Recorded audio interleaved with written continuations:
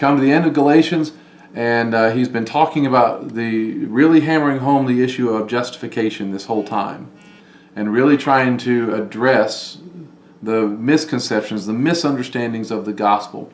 And so he is moving here in the last chapter, later part of 5 and 6, from the justification of the believer to the issue of the behavior of the believer.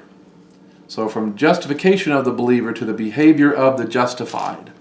So if you are justified, if you are claiming to be one of Yeshua's people, then your life should be different. So, that's one of the tricky things and one of the challenging things that everybody faces, and it's one of the charges that we hear most of in and from people. The unbelieving world is oftentimes the behavior of the people of God can be very off-putting. And so it's the justification of the believer and the behavior of the justified. So being justified before God should change us. There's no way that we can be the same. There is no way that we're supposed to act like we always did. We're supposed to be a new creation in Messiah. That's how Paul puts it in 2 Corinthians 5:17. He says, "Therefore, if anyone is in Messiah, then he is a new creation, and the old things have passed away." They're supposed to be dead. They're supposed to be gone. "Behold, all things have become new." So, essentially, our old life is not supposed to define who we are now in Messiah. And that's supposed to even affect those times and those ways that we disagree. And when we argue, that should be different.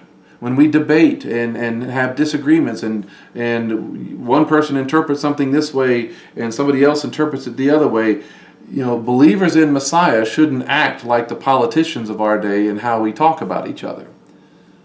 And so even Galatians itself, it's a fight over truth.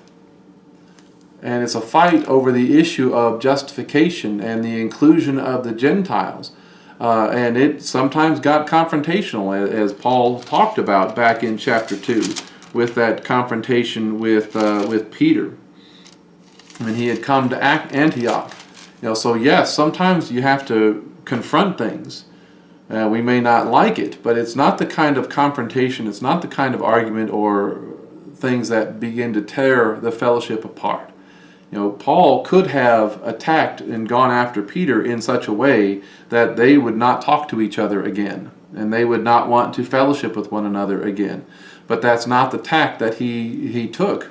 Peter and Paul clearly still had relationship, and what Paul had to say to Peter was received by Peter at some point. Maybe not right away, but it was still received. So our old hostilities, the old barriers and traditions that define our life without Messiah, and that's whether you're a Jew or Gentile, it should not be recreated and reestablished for the believing and within the believing community. So all those walls that the Messiah tore down, that separated Jew and Gentile, for example, should not be put back up. We cannot continue to rebuild the wall that Yeshua tore down. And so neither side should do that. Although that has been the history. The history has been that the Jewish people who did not believe, who rejected Yeshua as Messiah, put those bricks back up and built the wall. Well, guess what? On the other side, so did many who believed in Yeshua as Messiah, Jew and Gentile. They put the bricks up to where they would no longer seek each other out. But for those of us in Messiah, whether Jew or Gentile, we should not be about building separation and continuing hostilities and bad feelings toward another. We should be united around our faith in Messiah Yeshua and our lives that are supposed to be obedient to the Torah. We need to understand that Jew or Gentile, our lives need to be obedient to what God's Word says for His people. And while we may sometimes have a hard time figuring out exactly what that looks like, while we may disagree on elements of it here or there, we cannot continue to behave as we once used to or what had come naturally to us in all of that selfishness, all of that anger, all of that covetousness, all those things that defined our lives and our pursuits as unbelievers. So our new life in Messiah, governed by the Torah, can't look just like the rest of the world with all of its arguments, all of its fighting, division, and hatred. Believing people, the children of Abraham. We can't just, change the topic and act the same way over different issues. Because a life that is truly defined by, a life that is truly governed by the Torah, it's not going to be about being right. It's not going to be about winning arguments. Such a life should be how we engage with one another, how we treat each other, even in our times of disagreement. And you look at Galatians chapter 5, verse 14. It says, "For the whole Torah can be summed up in a single saying, and that is, love your neighbor as yourself."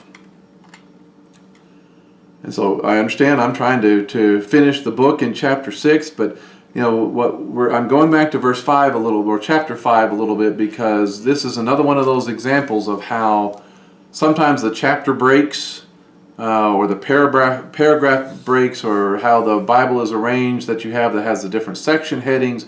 That can actually sometimes artificially separate passages that should be read as connected or continuation rather than something distinct and set apart. So in chapter 5, he talks about the life that is controlled by the flesh versus the life that is controlled by the Spirit, of which love your neighbor as yourself. That's a Torah command. That sets the overall rule and should govern the life of the believer, the life of the believing community. Love your neighbor as yourself.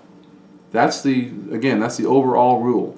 And so the evidence of a life that is governed by the Torah, the way you can tell, who is governed by the Torah and who is not, how you can tell who is living by the flesh or who is living by the Spirit, can be seen in how they are treating others, particularly other believers. Look at Galatians 5:15. He says, "But if you bite and devour one another," he says, "watch out that you are not destroyed by one another." You're going to tear each other down. You're going to hurt each other. You're going to break up the fellowship that is supposed to be united around Messiah. So this is a warning and a prophecy from Paul that of what will happen to the believing community if they continue on in these kind of arguments that they're currently having. But not just the arguments, because the arguments can be important, but it's the manner in which they are having them. The manner in which they are arguing about these things, and the bitterness and the hostility that is being generated because of it. Of all the things that are listed in the description of a life in the flesh, what he talks about in verse 19, all of those things that are listed in the flesh are ways that people can hurt or take advantage or deceive or abuse other people. So look at that verse in Galatians 5:19 and realize that this is some of the ways that as they've been arguing over this issue, this is how some of the things that are being said about each other. What's really interesting is, well, I'll get to that in just a second. It says, "Now the deeds of the flesh are clear: sexual immorality, impurity, indecency, idolatry, witchcraft." Okay? If you're one of those in the audience that day that's hearing this letter for the first time, you're a congregation that's come together as Jew and Gentile, you're meeting together in a synagogue in the first century, and especially if you're one of in the Jewish audience, and you're one of those that's part of the circumcision group, the Judaizing group that's wanting to enforce some of these elements onto the Gentiles, you're hearing this first part of this list. And it would make those guys pretty happy. It's like, yeah, because they would know that's not us. Paul, he's hitting those guys in the flesh, and he's talking about those Gentiles. See, look at that. Their sexual immorality, impurity, indecency, idolatry, witchcraft, man, that's all them. He's not talking to us at this point. He's talking about all them. And so, but here's the thing, it's just when they think that they can stand there or sit there feeling somewhat superior, thinking that they have the moral high ground, then they're going to hear the next part of the list. And they're going to hear hostility, strife, jealousy, rage, selfish ambition, dissension, and factions. Now see, those are the things that the Judaizers, the circumcision group, that's the stuff they're doing. That's the stuff that they're pulling off. It's all in the name of keeping the Torah. They are doing those things. Hostility and strife, jealousy and rage, selfish ambition, dissension, and factions. See, Paul, as he can say about Gentiles who are not living by the Spirit, of all those things, that they are not keeping the Torah, that they are breaking the Torah, Paul is actually accusing the Judaizers and the circumcision group of breaking the Torah by doing what they're doing and saying what they're saying about the Gentiles. And so he demonstrates that by putting those things in the middle of a list, of all the things that they're wanting to accuse the Gentiles of, because you keep going, and so it talks about dissension and faction, envy, and then he gets back to the Gentile list again, to a degree, where it says drunkenness, carousing, and things like these. He says, I'm warning you that just as I warned you before, that those who do such things will not inherit the kingdom of God. And so, he's got, well, I'm going to show you a couple things here, a couple of pictures, but he puts the things to the circumcision group right in the middle. And so there are 15 things listed specifically in this thing. And a lot of, when you go back to Hebrew poetry, and you look at those types of things, how they structure some of their writings, the focal point of Hebrew poetry and structure a lot of times is not the first part, it's not even the last part, but a lot of times it's the center. And if you remember from when we were going around in the book of Daniel, talking about the chiastic structure of Daniel, or how there's a chiastic structure in the book of Revelation, you may remember some of these slides. I don't know if they can show up for you, but where you have the Aramaic section of Daniel, where they have the first part matches over to the ending line, and so forth and so on, but the middle is actually the emphasis. And let me check something here real quick. So the middle of that is the center, and you even see that in the book of Revelation. You can structure the book of Revelation in a similar manner, where it's all leading up to the center points, and of course there's variations of what the center point is for the book of Revelation. But people will do that, or maybe they'll make it look like this, where he'll talk about the 7 epistles are partnering with the 7 angels, the 7 seals are partnering with the 7 bowls. You have the 144,000 saints and 7 trumpets in chapter 7. You have the 144,000 saints and 7 angels in chapter 14. So you might see the structure mapped out like this. And so that's oftentimes how Hebrew poetry is structured. But when you take this list and you put it there, the center of the list is the jealousy, and that kind of jealousy that separates the people.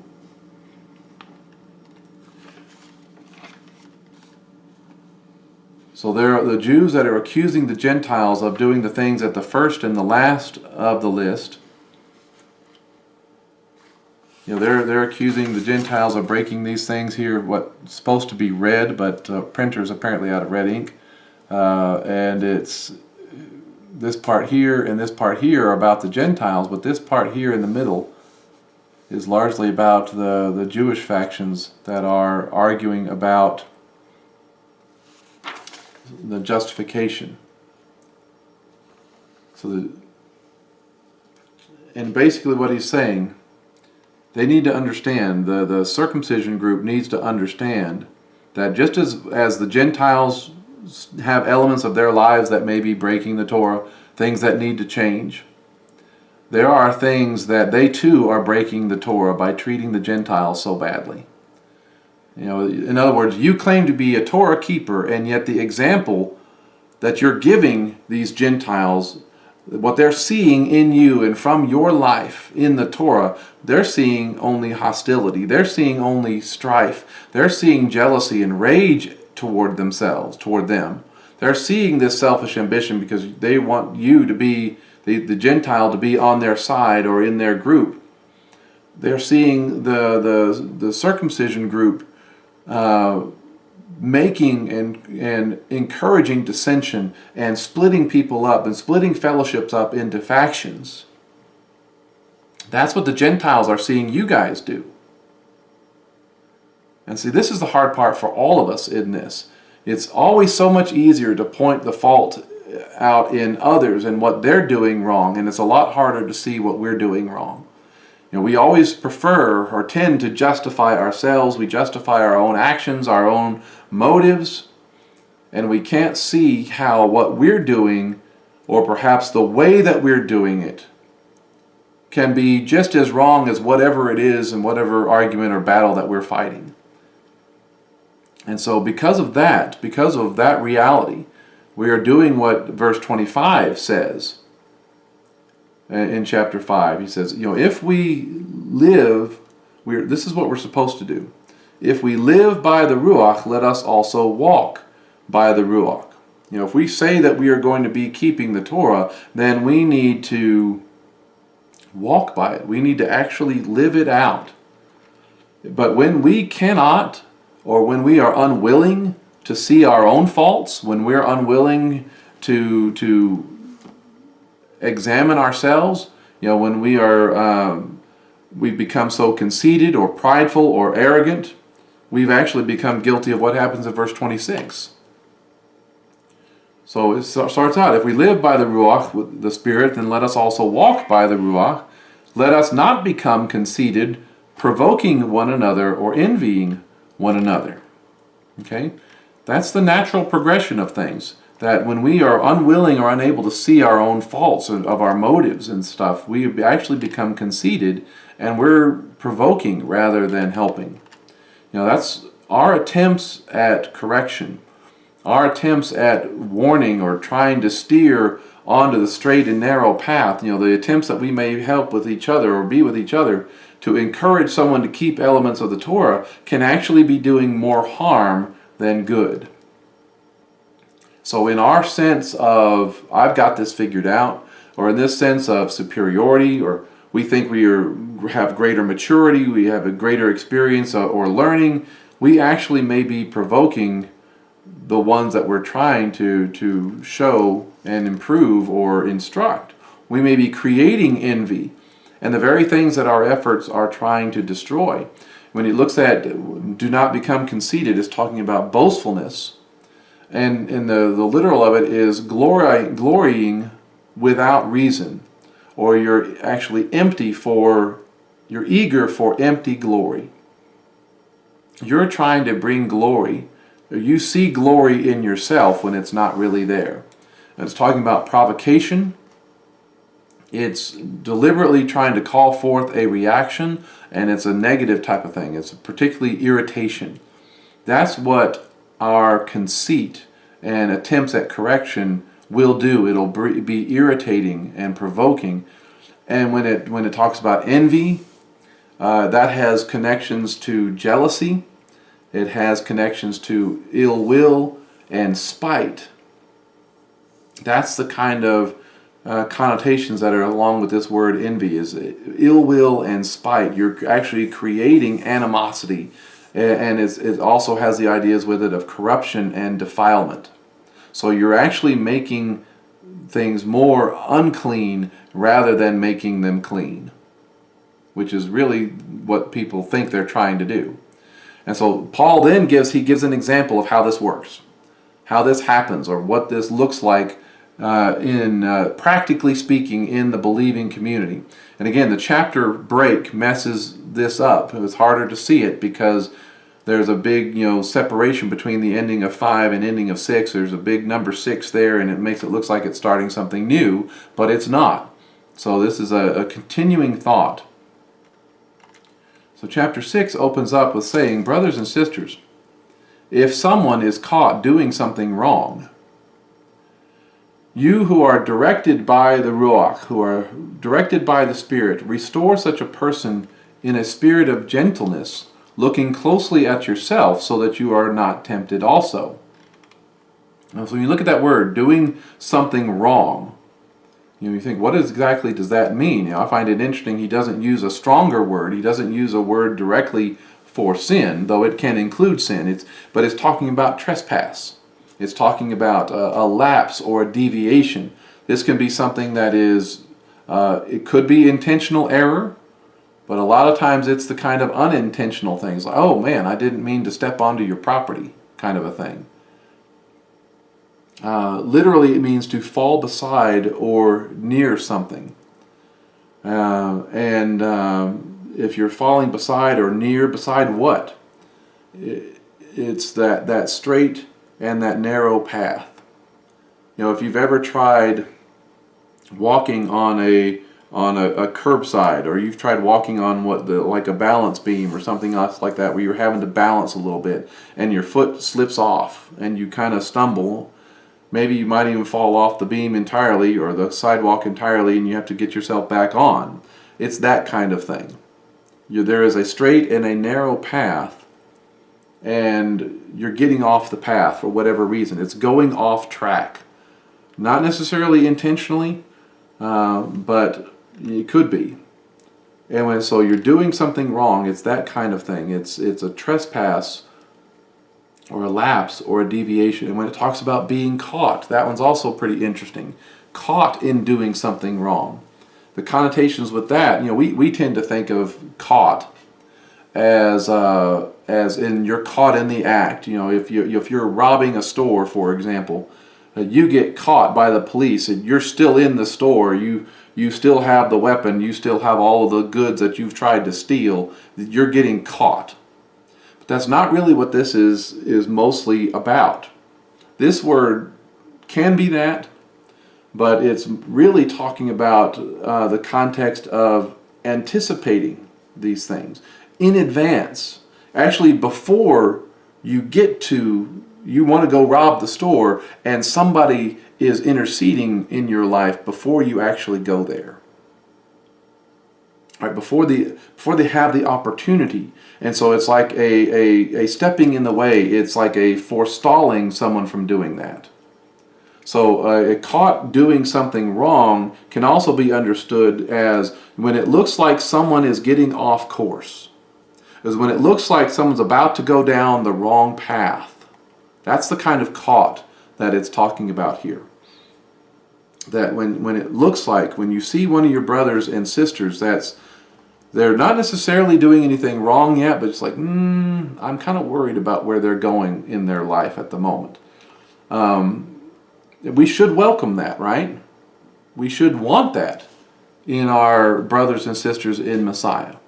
If we truly love each other, if we're truly in fellowship, if we're truly in community with one another, shouldn't we want our brothers and sisters in Messiah to be able to say something if we're getting off track? Shouldn't they have permission to speak into our lives if we're messing up or we're about to screw up? If we truly love each other, if we truly care for each other, shouldn't we be able to do that for each other? Hey, brother, hey, sister, we haven't seen you in a while, or I'm concerned about this situation that I see in your life. I just want to know what's going on. I want to make sure you're okay. And really that goes for me too.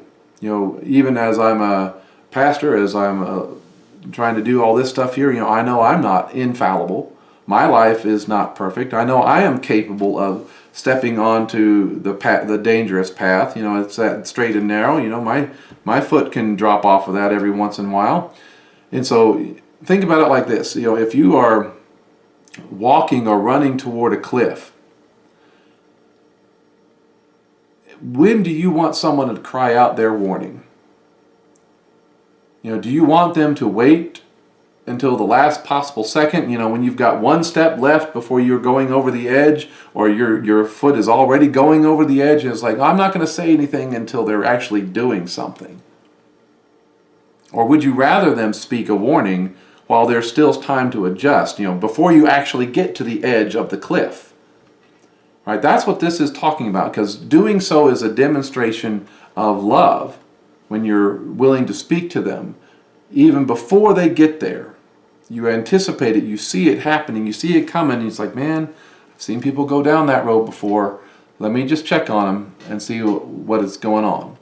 And this comes back to something we see in the Proverbs about rebuke, and there's a number of them about this, but Proverbs 27:5 says this, better is open rebuke than hidden love. And he says, faithful are the wounds of a friend, but excessive the kisses of an enemy. And the enemy is going to flatter you. The enemy is going to say, yeah, man, you're fine, you're great, you're awesome. You just keep doing what you're doing. That's what the enemy wants. But as faithful are the wounds of a friend. That open rebuke, even from someone you care about, is more important than just letting things slide. That's Proverbs 27:5 and 6. In reality, we're supposed to do that as believers, as the people of God. If we are truly walking by the Spirit, we should care about each other enough to do that. And if we are following an example that we see in the book of Ezekiel, about when he's talking about the watchman of God, he is the watchman of God is supposed to speak not just to the wicked, but also to the righteous. In Ezekiel 3:17 through 21, it says, Son of man, it says, I have appointed you as a watchman for the house of Israel. When you hear a word from my mouth, give them a warning from me.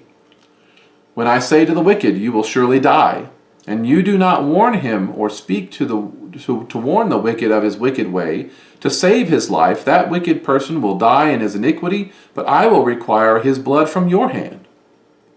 Yet you, if you warn the wicked, and he does not turn from his wickedness or from his wicked way, he will die in his iniquity, but you have delivered your soul. So there's a responsibility that we have to speak when we have the truth of God.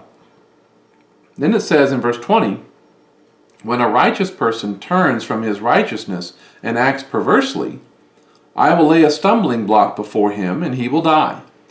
Because you have not warned him, he will die in his sin. His righteous deeds that he has done will not be remembered, but I will require his blood at your hand, because you didn't say anything. If you warn the righteous person not to sin, and the righteous person does not sin, he will surely live, because he took warning, and you will have delivered your soul. So we have a responsibility. If we think of ourselves as watchmen, as caretakers, or as concerned for the flock of God, the people of God, then we have a responsibility to speak to each other when we see things going in the wrong direction. So those who are watchmen can bear responsibility if they don't speak up and warn, and that's a high accountability. The watchman can't necessarily make the person do one thing or the other. But, if we say nothing, then that's on us. So believers who are led by the Spirit, we do have an example. We do have this imperative to speak words of warning and rebuke if necessary at times. So we should welcome that from each other if we truly are in fellowship and true in community and love one another. And the thing is, the wicked won't receive the warning and will likely just continue along their path to destruction. But we should be willing, especially if we're righteous, to receive that warning. If we think of ourselves as keeping the Torah, if we think of ourselves as a righteous person trying to live to please God, and somebody gives us a warning, you shouldn't dismiss it automatically. We should be willing to consider it. We should be willing to receive the warning. And when it comes to things like that, our spirit, as he's been talking about in chapter 5, contrast between the flesh and the spirit, our spirit will receive the warning. It's our flesh that doesn't like to receive the warning. Our flesh doesn't want to change. Our flesh wants to continue doing what it's doing, its own selfish interest and ambition. And we think of it, we have to realize that it's not just on the flesh and the spirit. That's not the only place that this scenario breaks down. It can break down in other ways. Because at one point, Paul talks about in that passage, you who are directed by the Spirit, by the Ruach. That's an important distinction. Because a lot of people think that they are directed by the Ruach, and they're really not directed by the Spirit of God. And that's part of the whole debate and thing with the circumcision group. They think that they are in the right. They think that they are helping these poor, ignorant Gentiles to get it right in coming to God. If they continue on this path, is what they think, of just believing in Messiah Yeshua, well, God's not going to accept them, so we've got to help them out. They think that they are directed by the Spirit in doing what they're doing. But one way to tell who is or isn't in the Spirit, in the manner, is the manner by which the warning is delivered. The person who is led by the Spirit, they can be right in what they're saying and still be wrong in the manner in which they say it. So Galatians chapter 6, verse 1, brothers and sisters, if someone is caught doing something wrong, you who are directed and guided by the Ruach, he says, restore such a person in a spirit of gentleness. I'll stop there for just a sec. Now that idea of restoration, that's a very important word, it carries with it the idea of mending something that's broken. It's repairing something. It's taking these things that were broken or separated and making them perfect, or restoring them and joining them back together. The idea of fellowship and maintaining or restoring fellowship is at the heart of this whole thing. Getting back on the right track. A spirit of gentleness is required for that. Meekness, humility is required. If you're going to go speaking into somebody else's life, if you see the danger and the warning signs in them, and you say, I need to go talk to somebody, you'd better come at it with a spirit of meekness, humility, and gentleness, as opposed to what other kind of spirit? How else can this be approached when you're trying to help somebody? You could be going to them in a spirit of superiority. You could be going to them in a spirit of arrogance. You could be going with a spirit or a behavior of holier than thou. I'm better than you. In other words, it's not just what you say, it's how you say it. Because if you come across and it's not in a spirit of gentleness, meekness, or humility, and you're actually coming with a spirit of arrogance and superiority and holier than thou, how do you think that's going to be received? Oh, I forgot to print these off. That's too bad. For those who are visual, I thought of something. There's an example of this. You can probably Google it and look up some images. But there's a thing out there talking about fonts matter. Even when you're typing something on a page, the font you use can make all the difference. And I have a couple of examples of how that will play out. One of them could be like an anniversary type of letter or a card. If you're buying like a Hallmark card, and down at the bottom, and it's got the beautiful cursive kind of print where it says, "You'll always be mine." And I wish I could show you this, but if you just change the font, it takes that statement that sounds so loving into something that could be kind of creepy or terrible or terrifying. And there's other kinds of fonts. They've got all sorts of different names, like Chiller or something else like that, to make it look like it's something else. And the font itself can make it sound sinister or look like it's sinister. Another one is like a Valentine's card that says, "I will always find you," versus the kind of font that makes it look like you're a stalker. And so even those kind of things can convey a message. So we have to realize that we may have the best of intentions for someone in trying to speak into their life, but if you don't approach them in the right way, if you don't speak to them in the right way, you may actually be doing more harm than good. They may not know you well enough at all to even receive the truth that you want to share. I mean, we have to be in relationship with each other for a while before we're comfortable receiving that from somebody. And maybe it's on an issue that is a serious conviction of yours, but maybe it's a disputable matter. Maybe it's something that's not clear-cut. It's not something where there's no room for debate. Where it's not a Torah command issue. That's what Romans 14 talks a lot about. With the different kind of foods. I'll turn there and read to that real quick. He's talking about accepting the one who's weak in the faith, but not for the purpose of disputes about opinions, about disputable matters, things that are not established or settled interpretation or practice about the Torah. It says, one person has faith to eat anything, but the weak eats only vegetables. Don't let the one who eats disparage the one who does not, and do not let the one who does not eat judge the one who eats, for God has accepted him. Who are you to judge another's servant? Before his own master he stands or falls.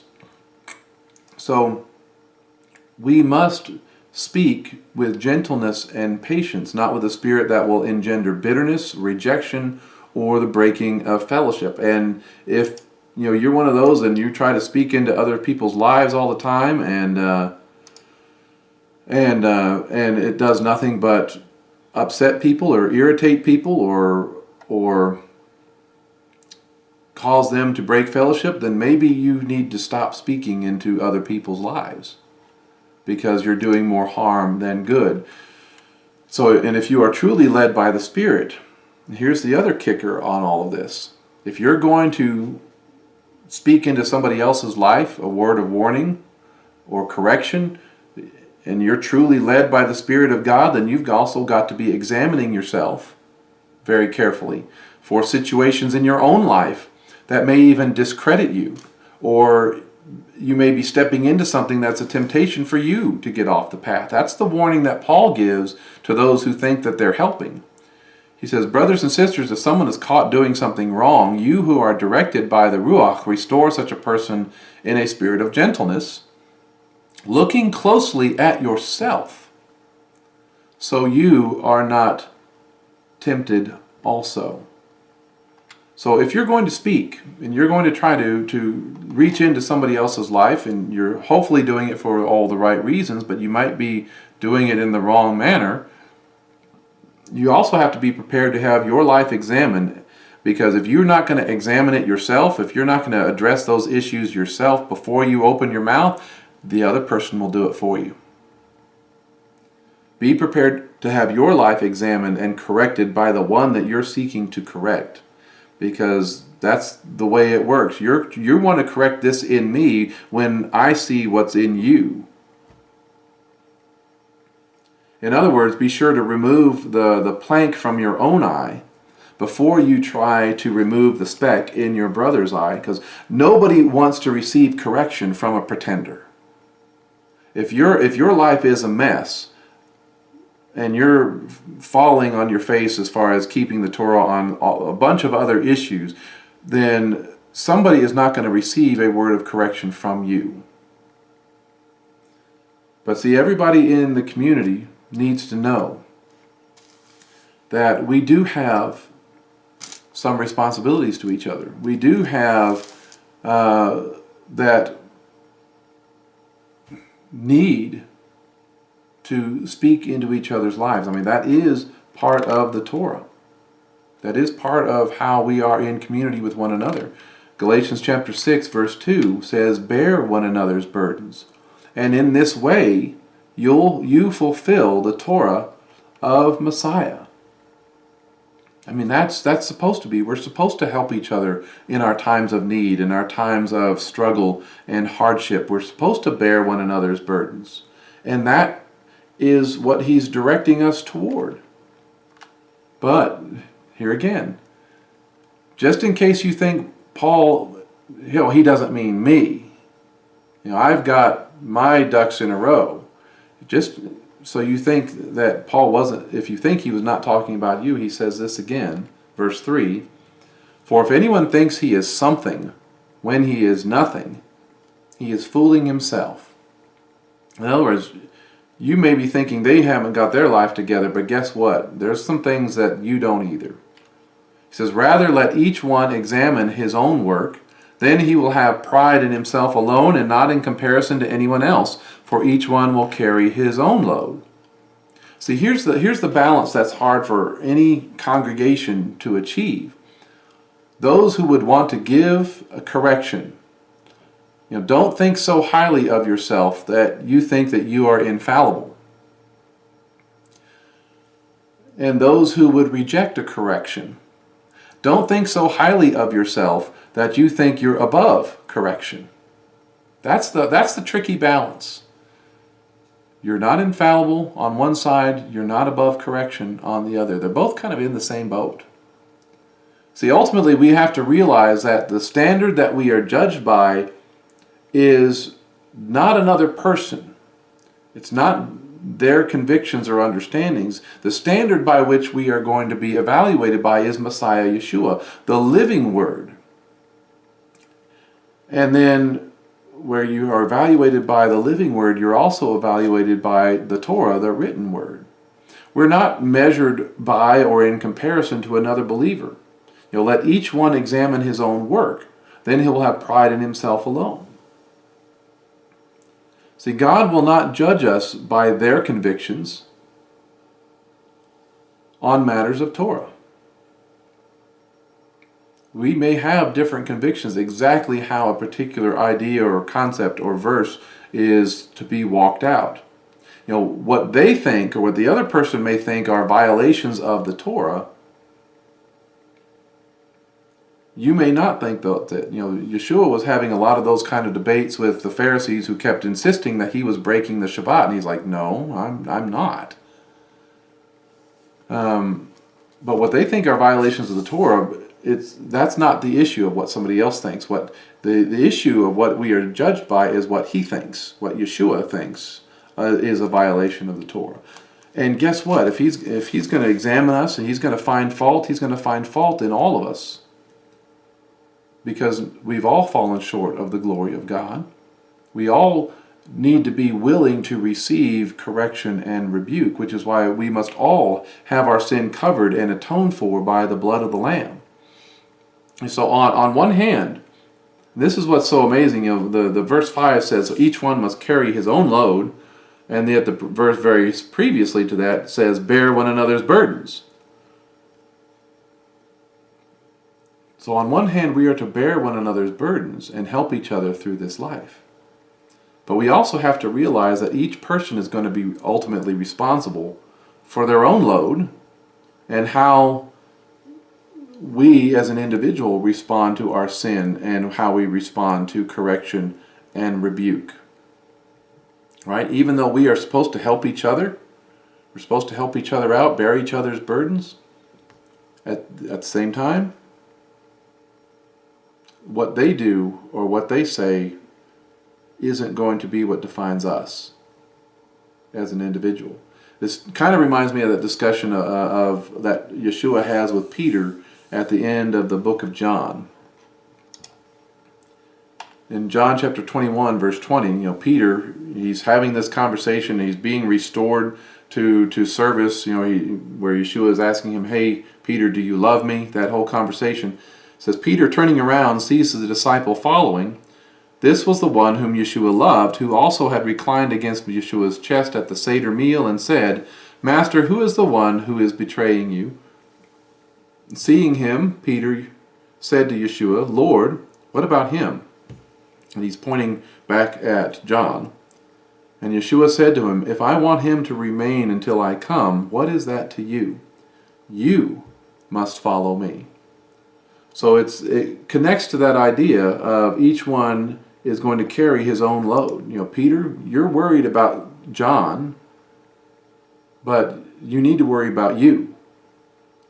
You are not answerable for John. John is answerable for John. You are answerable for you. So what Yeshua is saying to Peter is not to say we care nothing about the other person, but we have to address our issues, more than someone else's. Because what Peter was doing in that conversation, because it was kind of uncomfortable for me, he was kind of deflecting, getting the attention off of himself and putting it somewhere else. Man, we like to do that. We like to turn the attention off of ourselves and what we're doing by focusing attention at and looking at someone else. All the while the Master wants to deal with something in our lives. And he says, look, that's not my concern. That's not about you. You must follow me. That was Yeshua's response to all of that.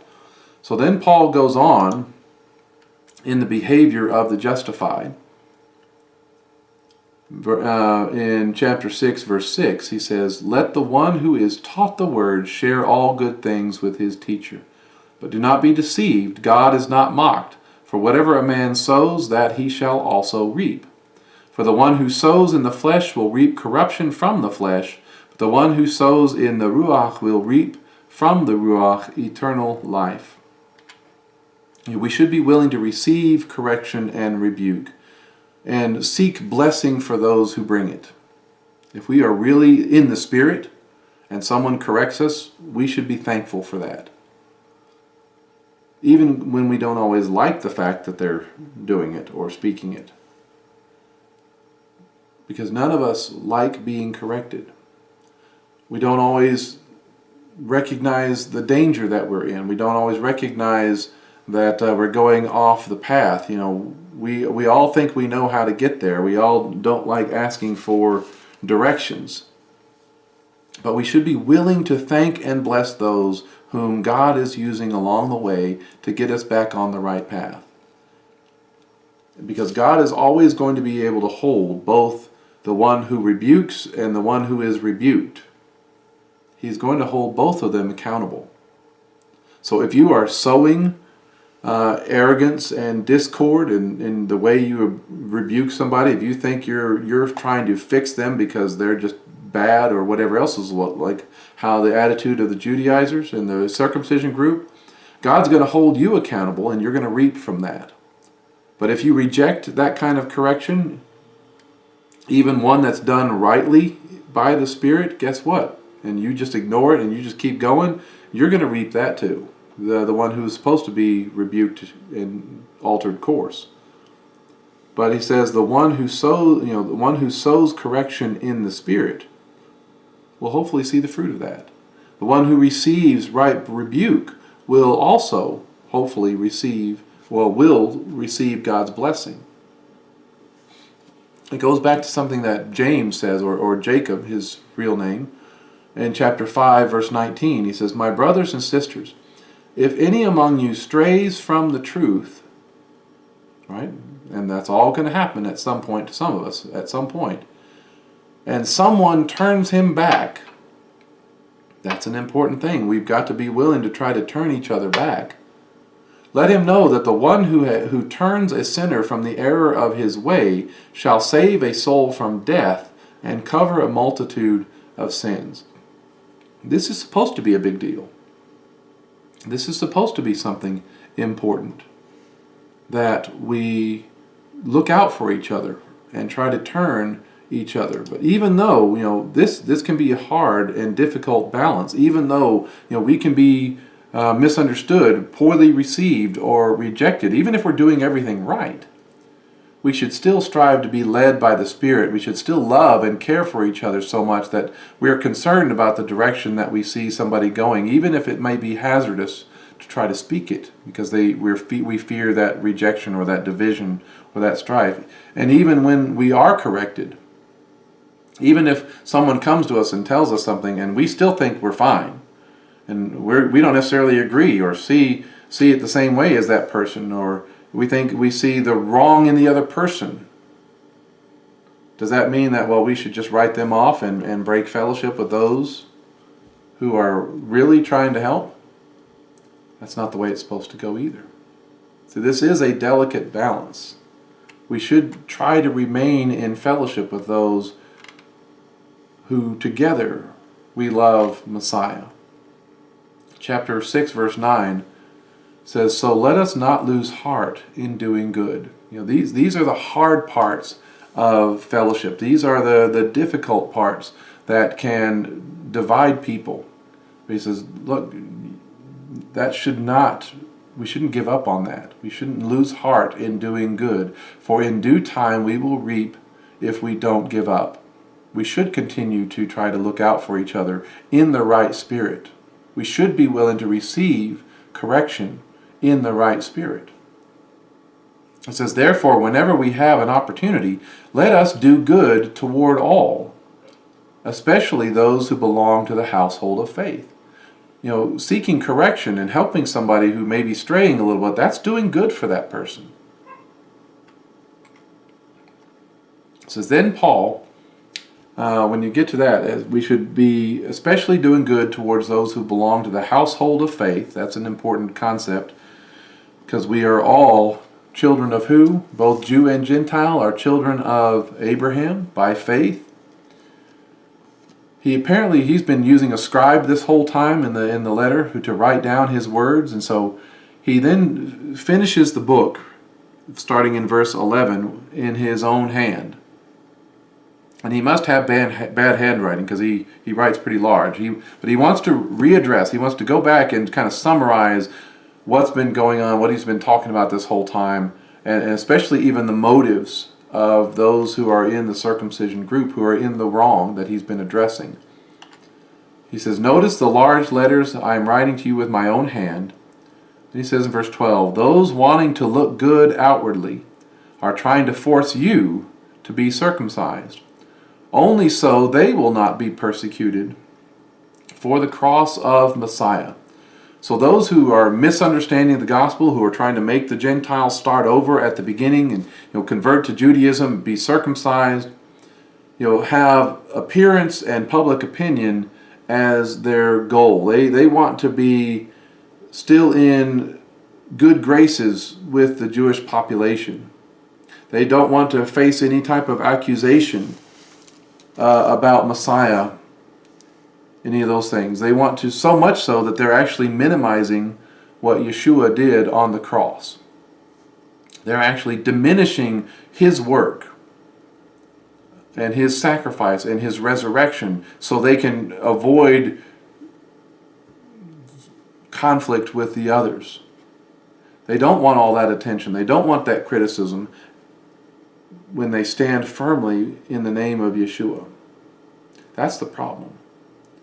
Those who are trying to force you to be circumcised, only so they will not be persecuted for the cross of Messiah. Paul has a problem with that, and he should, because he states clearly about these in the circumcision party, that they want the Gentiles to keep the Torah, that they themselves are not. They want to be filled up with superiority over gaining new disciples. That's really what's issue here. They don't want them following Paul and following themselves. So chapter 6, verse 13 says, "For not even the circumcised keep the Torah themselves." Because he's already laid out that list of the things that they're doing. Yes, you can see these things in the lives of the Gentiles, but here they are right there in the middle, breaking Torah. They're not even keeping the Torah. Yet they want to have you circumcised so that they may boast about your flesh. In contrast, though, Paul says about himself in verse 14, "But may I never boast, except in the cross." See, the very thing that the other group is trying to diminish and carry favor with, he's like, that's what I'm talking about. Except in the cross. "May I never boast except in the cross of our Lord Yeshua the Messiah. Through him the world has been crucified to me, and I to the world." And so I'm no longer concerned about what these men think about me. I'm no longer concerned about what they say or their opinions about me. Because what does he say? What does Paul talk about in Corinthians?